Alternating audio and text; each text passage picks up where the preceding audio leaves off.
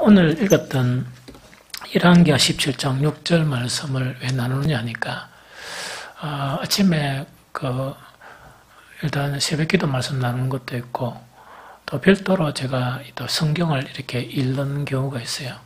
그런데 요즘 읽는 게 바로 열왕기서 이걸 계속 읽고 있습니다. 읽으면서 좀 관심되는 부분은 공부도 하고 이러는데 열왕기하 17장에 보면 어떤 내용인가 하니까 이런 내용이에요. 원래 이스라엘이 남북으로 짜겨지잖아요. 그래서 북이스라엘이 있고 남쪽 유다가 있어요. 그런데 어떤 게 먼저 망하는가? 북쪽 이스라엘이 먼저 망해요. 한 100몇십 년 먼저 망해요. 망하고 그 다음에 남쪽 유다는 시드기야 왕이 된 지 11년 만에 바벨론한테 망해버립니다. 그런데 열왕기하 17장 오늘 읽었던 그 내용 자체는 어떤가 하니까 북쪽 이스라엘, 즉 100몇십 년 전에 먼저 망한 북쪽 마지막 왕 이름이 호세아 왕이에요. 이 호세아 왕인데 시드기야 왕은 마지막 왕으로서 11년째에 망하고 호세아 왕은 9년인가? 읽어보면 9년이라 했죠. 9년째 이 망한 그런 왕입니다. 그런데 열왕기하 17장은 정말 이 북쪽 이스라엘이 망하는 그런 상황 속에서 우리에게 참 교훈을 줘요. 아주 교훈을 주거든요. 그래서 이 성경은 구약은 우리가 피할 거는 피하고 배울 거는 배우고 하는 게 구약이 주는 우리의 그런 의미예요. 어쨌든 간에 북쪽 호세아 왕 자체는 이 왕이 되었는데 9년 만에 이제 망하게 된다고 이야기했죠. 그런데 성경의 기록에 보면 이래 놨어요. 한편으로 보면 이 호세아 왕이 좀 불쌍해요. 왜 불쌍한가 하니까 17장 2절에 보면 여호와께서 보시기에 악을 행하였으나 다만 그 전 이스라엘 여러 왕들과 같이 하지는 아니하였더라 이래 되어 있어요. 그런데 우리가 열왕기서 상하를 보면 딱 대조적으로 뭐냐, 남쪽 유다, 북쪽 이스라엘하고 왕이 번갈아 가면서 그 왕들에 관한 행적들을 기록한 것이 뭐라 그랬습니까? 열왕기상, 열왕기하고요. 그 다음에 역대상하는 거기서 어떤 게 빠지는 거니까 북쪽 이스라엘이 싹 빠지고 누구 왕만, 남쪽 유다 왕의 행적만 딱 기록되어 있는 게 역대기상, 역대기하 그래 되어 있어요. 구성이 그래 되어 있거든요. 그래서 정말 이 열왕기 북쪽 이스라엘 왕들의 행적을 보면 대부분 잘못하고 대부분 나쁜 왕들이에요. 그런데 이 호세아 왕도 나쁜 왕이었지만 어쨌다고요? 그 이전의 왕처럼은 나쁘지 않았다. 그래 돼요. 그러나 이 왕이 이제 마지막 이 나라가 없어지는데 그때 있었던 지도자가 호세아 왕이었다 하는 그거를 이야기합니다. 과정 자체가 17장 1절부터 6절까지 있죠. 그 과정을 이렇게 설명하고 있는데 제가 간략하게 설명하면 이런 내용이에요. 이 호세아 왕이 등극할 나름에 사실은 왕은 정확하게 누가 세웠느냐? 아수르 왕이 세운 거예요. 세우면서 통치하고 내 말 잘 듣고 조공을 꼬박꼬박 바치라 이렇게 해가 세워진 왕이에요. 이해가 되죠? 그렇게 이제 세워졌는데 이 호세아 왕이 배반을 한 거예요. 그러니까 아수르 왕한테 이렇게 조공을 안 바치고 누구하고 이 결탁을 했느냐? 이게 이제 딱 보니까 누가 결탁한 게 에집트 있죠, 이집트하고 이제 결탁을 한 거예요. 결탁을 하자마자 아수르 왕이 와가지고 이 왕을 저그들이 세웠죠. 탁 잡아가지고 어디에 넣어봅니까? 감옥에 넣어버려요, 사실은. 감옥에 넣고 난 다음에 대군이 와가지고 이제 사마리아 성 주변을 이제 전역을 침공하고 그 성 주변을 에워싸는 거예요. 그러면서 3년 만에 사마리아 성. 그러면 여러분들 북이스라엘을 보통 뭐라 부릅니까? 사마리아라고도 부르죠. 그건 뭐냐? 북이스라엘의 수도와 같은 곳이 뭐라고요? 사마리아예요. 그래서 사마리아 하면 수도와 같은 그 사마리아도 이야기하고 때로는 뭐라고 이야기한다? 북이스라엘 전체를 또 사마리아 이렇게 부르기도 합니다. 이거 무슨 말인지 알겠죠? 그래서 이제 무너져 버립니다. 무너져 버리는데 이 아수르 왕이 어떻게 하는가 이렇게 해요. 이 뭡니까 북쪽 이스라엘 있죠.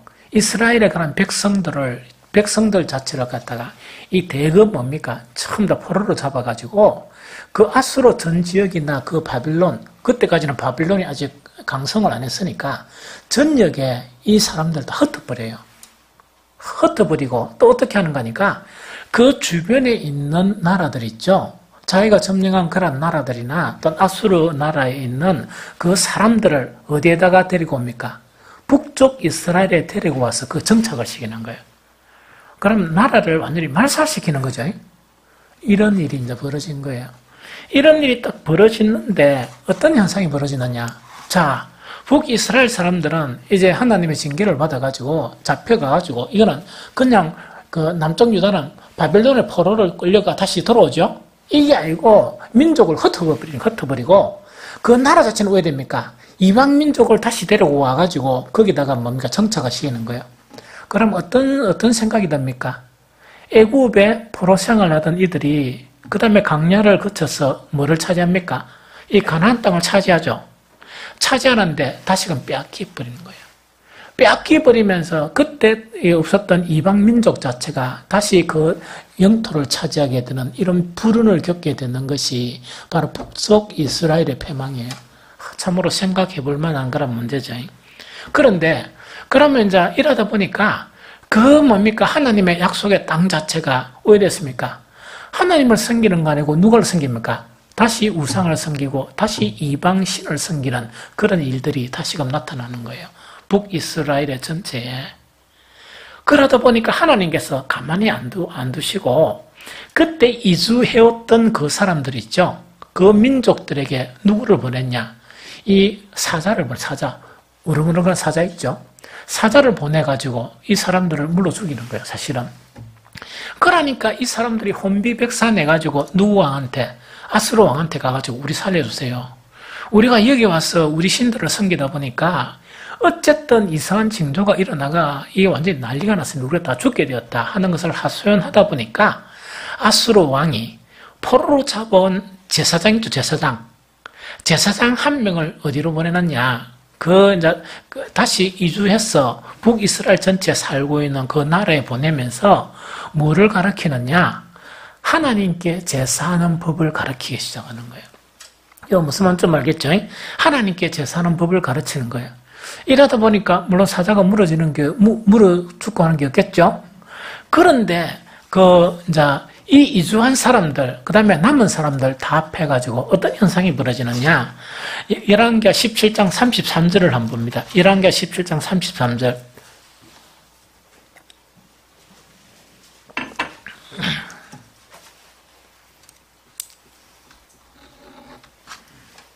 (17장 33절요) 다 찾았습니까? 한번 읽어봅니다. 시작. 이와 같이 그들이 여호와도 경외하고 또한 어디서부터 옮겨왔던지 그 민족의 풍속대로 자기의 신들도 섬겼더라. 이렇게 바뀌어버린 거예요. 그럼 다시 이야기하면 하나님만을 섬기고 자간 우상도 섬기고 이랬죠. 그러다가 징계를 받아가지고 다 쫓겨나가버리고 이 남은 그런 사람도 좀 있었겠죠. 그러면서 이방 민족이 다 들어와서 이방 신들을 섬기는데 하나님부터 혼쭐 나는 거예요. 그러다 보니까 제사장을 파견했는데 이 사람들이 어떻게 하느냐? 두 가지를 하는 거예요. 각각의 자기 신들도 섬기고 또 누구도 섬긴다고요? 하나님도 섬기는 이런 현상이 벌어진 거예요. 그러면 예수님 당시에 우리가 성경을 보면 남쪽 유다가 누구를 갖다가 사람 취급 안 합니까? 사마리아 사람들을 사람 취급 안 하는 이유가 바로 이 이유예요. 그러니까 이 말이 뭐냐? 혼합 종교, 첫 번째로. 이것도 아니고 저것도 아닌 혼합 종교고, 두 번째로 뭡니까? 이 민족 자체가 오게 된다고요? 순수 민족이 무너져 버리면서 여러 가지 이방 민족하고 혼입이 되어버리는 그 부분을 이렇게 이 남쪽 유다가 이렇게 핍박을 하는 거예요. 왜? 자기들은 망해도 뭡니까? 같이 갔다가 또 같이 돌아왔죠? 돌아왔던 그런 민족인데 북이스라엘은 이렇게 하나님 말 안 듣고 철저히 망한 것이 바로 사마리아다 이래가 남쪽 유다 사람들은 사마리아로 가지를 않는 거예요. 그런 상황 자체가 배경이 바로 이런 배경이었다는 그 이야기입니다. 그럼 두 번째 간단하게 북이스라엘의 패망 원인을 상세하게 기술을 하고 있어요. 그래서 이거를 갖다가 조금 묵상한 형태로 여러분들이 이해를 돕기 위해서 나누겠습니다. 제일 첫 번째로 뭐냐? 이 성경에서 지금 이야기하고 있는데 하나님을 잊어버렸다 하는 그 이야기인 거예요. 그래서 성경 전체에서 늘 선지자를 통해서 너희가 나에게 돌아서고 하나님을 잊어버린 그 이야기입니다. 그래서 가장 큰 원인이 하나님을 잊어버렸다. 열왕기하 17장 7절 8절 같이 읽어봅니다. 열왕기하 17장 7절 8절요. 다 시작. 이 일은 이스라엘 자손이 자기를 애굽 땅에서 인도하여 내사 애굽의 왕 바로의 손에서 벗어나게 하신 그 하나님 여호와께 죄를 범하고 또 다른 신들을 경외하며 여호와께서 이스라엘 자손 앞에서 쫓아내신 이방 사람의 규례와 이스라엘 여러 왕이 세운 규례 율례를 행하였음이니라. 아멘. 그럼 읽어보니까 이제 내용은 알겠죠? 이걸 갖다 제목을 뭐라 붙이느냐, 이래 붙인 거예요. 여호와 하나님을 잊어버렸다 하는 그 이야기입니다. 그런데 우리가 여호와 하나님을 잊어버렸다 이러니까 그 하나님을 잊어버린 거하고 이거가 무슨 관계가 있습니까? 하는 우리가 이야기하기 쉽거든요. 하나님을 잊어버렸다는 것은 뭐냐? 하나님의 말씀을 잃어버린 것과 똑같아요. 이거는 이제 뭐냐니까 이 사람들이 자기를 애굽 땅에서 건져내신 하나님만을 섬겨야 되죠. 섬겨야 되려 그러면 그 하나님을 섬기면 뭘 근거로 하나님을 섬겨야 됩니까? 하나님이 주신 계명을 근거로 섬겨야 되죠. 그러면 하나님 잊어버린 게 아니죠. 그런데 이 사람들이 점차 하나님 주신 계명대로 하나님을 섬기는 게 아니고 이 이방 사람의 규례, 이거는 하나님의 법이 아니죠. 이방 사람의 규례와 이스라엘 여러 왕들이 세운 율례란 것은 사람이 만드는 율례 있죠. 이거를 섬기면서 뭡니까? 누구 이름을 계속 부른다? 여호와 이름을 계속 부르는 거예요. 이것이 왜 이런 현상이 일어나는 거니까 이것을 여호와 이름을 잃어버린다 이런 이야기예요. 즉 이름만 기억하고 있고 나머지 그 하나님에 대해서 모르는 거예요. 그럼 이것이 극치가 되는 게 뭡니까? 하나님의 조상 대대로 섬긴 남쪽 유다가 그 하나님의 아들을 이 땅에 보냈죠. 알아봤습니까? 못 알아봤습니까? 못 알아봤죠. 그런데 그들은 누구의 이름으로? 하나님의 이름으로 누구를 십자가에 못 박습니까? 이런 내용이에요. 그래서 하나님을 사랑하는 것은 바로 하나님의 말씀을 사랑해야 되고 하나님을 기억하는 것은 하나님의 말씀을 통해서 하나님을 기억하는 거예요. 이 무슨 말인지 알겠죠? 그래서 우리가 참 조심해야 될 게 뭐냐? 사람의 이런 이 율례, 사람이 만든 이런 것들 있죠? 이런 것이나 또 그다음에 우리가 살면서 여러 가지 어떤 뭡니까? 관습이나 도덕이나 이런 걸 교회에 유입시켜 가지고 그런 거를 갖다 하나님으로 이렇게 알면 나중에는 점차 그런 것을 통해서 누구를 잊어버린다? 하나님을 잊어버리는 그런 위험에 처하게 된다 하는 이야기죠. 그럼 두 번째는 뭐냐?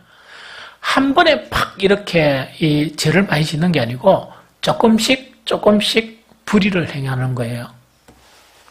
조금씩. 그러면 한 읽어봅니다. 열왕기하 17장 9절을 읽어봅니다. 열왕기하 17장 9절요. 자, 읽어봅니다. 자, 시작. 이스라엘의 자손이 점차로 불의를 행하여 그 하나님 여호와를 배역하여 모든 성읍의 망대로부터 경관성에 이르도록 산당을 세우고. 자, 여기서 이제 주의 깊게 우리가 읽어야 될 게 이 이야기입니다. 이스라엘 자손이 뭐하게? 점차로 불의를 행하는 거예요. 그럼 요거는 뭐냐? 이런 이야기입니다. 전적으로 막 이렇게 하나님을 섬기다가 조금씩 문을 이렇게 개방하는 거고 조금씩 뭡니까? 하나님의 복음하고 멀어지는 거예요. 자기도 모르는 사이에. 그러다 보니까 낸주는 어떻게 합니까? 모든 성읍의 망대로부터 경관성에 이르도록 뭐를 만듭니까? 성전을 지어가야 되는데 뭘 지어요? 산당을 지어가는 거예요. 이게 우리가 참 이렇게 알아야 될 부분이에요. 그럼 제가 한 번씩 계속 이렇게 안타깝게 설교하고 하는 그런 내용 자체가 뭐냐? 절대로 하나님의 백성은 하나님한테 맞대놓고 죄짓는 사람 아무도 없습니다. 맞대놓고 하나님을 떠난 사람 아무도 없어요. 조금씩 타락하는 거예요. 조금씩 사탄이 우리를 이렇게 잠식해 나가는 거예요. 그래서 이 많은 사람들이 이야기하죠. 사탄은 무엇을 노린다? 틈을 노려요. 우리의 조그만 틈만 있으면 그 사람을 뭐하기 쉽습니까? 무너뜨릴 수 있어요. 그래서 사탄의 누룩 조금만 있으면 한 사람 이 절단 내는 거는 금방 절단 내버려요. 그래서 그 악한 누룩 이것 자체를 계속 이렇게 이야기하는 거예요. 그런데 하나님은 우리에게 뭘 원하신다? 우리의 온전, 우리의 전부를 원하세요. 이게 무슨 말인지 좀 알겠죠? 그래서 신앙의 타락 자체, 북이스라엘이 그렇게 처참하게 무너진 것은 뭐냐? 첫 번째 한꺼번에 하나님을 대적하고 하나님께 범죄하려고 하는 게 아니고 조금씩 그 텀 있죠. 이런 부분이 늘어지다 보니까 나중에는 엄청난 결과가 가져온다는 그걸 이야기합니다. 그 다음에 세 번째는 뭐냐? 공개적으로 하나님을 반역함. 조금 더 타락하죠? 타락하다 보니까 나중에는 뭐냐니까 공개적으로 하나님을 반역하게 됩니다. 열왕기하 17장 10절에서 12절 한번 볼까요? 열왕기하 17장 10절에서 12절 다 같이 읽어봅니다. 시작! 모든 산 위에와 모든 푸른 나무 아래에 목상과 아세라상을 세우고 또 여호와께서 그들 앞에서 물리치신 이방 사람같이 그곳 모든 산당에서 분향하며 또 악을 행하여 여호와를 경노케 하였으며 또 우상을 섬겼으니 이는 여호와께서 그들에게 행하지 말라고 말씀하신 일이라. 자 봅니다. 자 들어봅니다. 사람들이 타락하고 무너지는 것은 자기 자신이 몰라요. 조금씩 이렇게 죄를 조금씩 이 사탄의 그런 이런 부분을 허용하다 보니까 나중에는 나도 모르게 대놓고 하는 거예요. 이 대놓고 하면서 대놓고 하나님께 반역하면서도 그것을 반역이라 잘 모르는 경우가 허다하게 많다 하는 이야기죠. 그래서 한 번씩 개인적으로 어떤 생각이 드는 거니까 옛날부터 우리나라 교회가 좀 위기다 하는 것은 목사님들 통해서 많이 들었고, 또 나도 그런 걸 다 느꼈거든요. 그런데 요즘은 우리나라 교회 희망도 많다 하는 것이 많이 들어요. 왜냐니까 희망을 주는 교회와 그 목사님들을 많이 만났었어요. 왜냐니까 아직도 복음을 전해가 영향력을 미치고, 아직도 교회가 든든히 바로 서가는 그런 이 교회들이 있어요.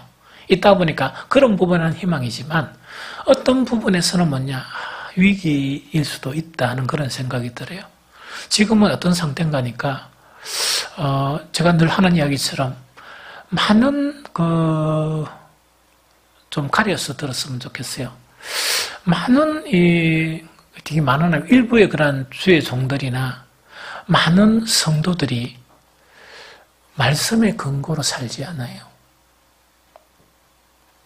그러니까 목사를 같으면 말씀의 생명을 걸어야 되잖아요. 이 하나님의 말씀의 생명을 걸어야 되잖아요.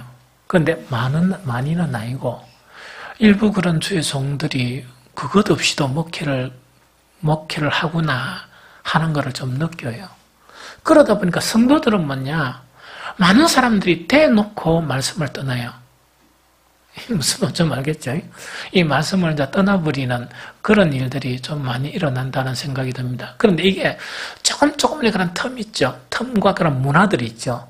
이것 자체가 이 문제가 되는 그런 부분이라 생각이 들어요. 옛날에 그게 꼭 맞다는 건 아니지만 성경이 우리 손에 떠나는 거는 좀 용납을 못 했잖아요. 그렇죠. 그래 교회 갈 때는 가고 그다음에 성경 타기가 또 성경을 읽고 또 그다음에 하루에도 몇 번 성경 찾는 게 일이잖아요. 왜냐니까 이 찾아야 성경을 보니까 요즘은 참 그런 습관이 좀 많이 없거든요. 그러다 보니까 모든 걸 이제 말하는 휴대폰인가 이런 형태로만 의존하고 근데 그게 전적으로 나쁘다는 의미는 아닌데 저건 말씀하고 좀 많이 멀어지는 그런 형태가 나타난다 그러면 그건 아니에요. 그건 아니거든요.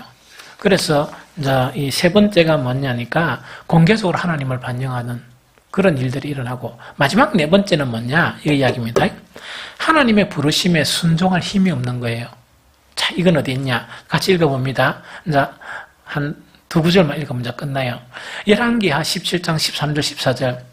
열왕기하 17장 13절 14절 읽어봅니다. 자, 시작. 여호와께서 각 선지자와 선교사를 통하여 이스라엘과 유다에게 제정하여 이르시기를 너희는 돌이켜 너희 악한 길에서 떠나 나의 명령과 율례를 지키되 내가 너희 조상들에게 명령하고 또 내 종 선지자들을 통하여 너희에게 전한 모든 율례대로 행하라 하였으나 그들이 듣지 아니하고 그들의 목을 곧게 하기를 그들의 하나님 여호와를 믿지 아니하던 그들의 조상의 목같이 하여 이야기다. 그죠? 그럼 이거는 뭐냐니까 그래도 하나님은 이 하나님의 그런 구원, 하나님의 은총이 나타나서 누구를 보낸단 말입니까?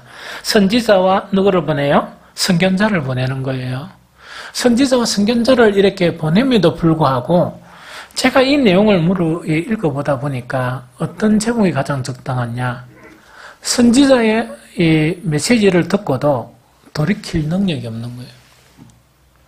또 전체적인 부분을 뭐냐? 이렇게 새롭게 할 능력 자체를 상실해버린 거예요. 이 부족하죠. 그래서 망하는 거예요. 결국은. 그래서 그 능력 자체를 상실해버린 이것 자체 때문에 이제 뭡니까? 호시아 왕의 뭡니까? 그 나라가 정말 하나님께 힘겹게 그 나라를 차지해 줬는데 그 나라를 뺏겨버리고 이방민족이 와서 다시 그 나라를 차지하는 거예요. 자기들은 온데 쫓겨나가지고 이제 북이스라엘은 그 지파 자체가 없어지면서 오직 무슨 지파만 남았습니까? 유다 지파만 남아요. 그런데 여기서 아주 재미난 일이 있습니다. 그 유다 민족 자체는 누구를 늘 조롱합니까? 북쪽 이스라엘 사마리아인이라고 조롱하죠. 그럼 북쪽 이스라엘의 이러한 것 자체, 악 자체는 어떻게 영향을 미치느냐? 요것만 이제 보고 끝납니다. 되게 피곤하죠? 열왕기하 17장 18절 19절. 열왕기하 17장 18절 19절입니다.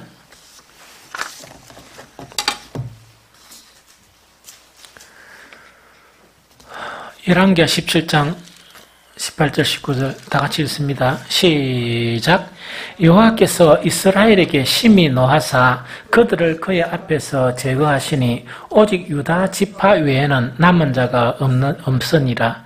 유다도 그들의 하나님 여호와의 명령을 지키지 아니하고 이스라엘 사람들이 만든 간섭을 행하였으므로 이래 되어 있다. 그죠? 자, 요건 아주 중요한 말이 하나 있습니다. 자, 이거는 뭐냐? 아까 제가 돌이킬 수 있는 힘이 없다 할 때 이제 이런 부분이에요.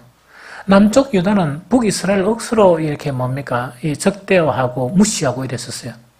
그런데 사실은 저것들도 어떻단 말입니까? 저것들도 북쪽 이스라엘의 그런 나쁜 거 있죠. 이것을 받아들여요 또. 거기에서 못 벗어나다가 백몇십 년 후에 아까 이야기했죠. 시드기야 왕 때 그 11년에 누구로부터 완전 패망을 당한다? 바벨론으로부터 패망을 당한다. 이것 자체가 이스라엘이 우리에게 주는 아주 중요한 그런 교훈이에요. 그래서 제가 이 성경을 열왕기하 17장을 읽으면서 왜 설교 제목으로 잡아놨냐? 오늘날 이 시대에 우리들에게 정말 중요한 말씀입니다. 그래서 여러분들 돌아가면 열왕기하 17장 있죠. 이거 한번 읽어보세요. 그 다음에 요 번역이 좀 어려우면 쉬운 번역책이 있거든요. 쉬운 번역책을 가지고 이렇게 쭉 읽어보면 제가 이제 설교한 내용 자체, 그 다음에 제가 우려를 포명하고 정말 걱정하는 그 내용이 이 무엇이냐 하는 것 자체를 여러분들이 깨닫게 될 것입니다. 자, 어쨌든 간에 이 성경을 통해서 우리에게 귀한 교훈이 되었으면 좋겠습니다.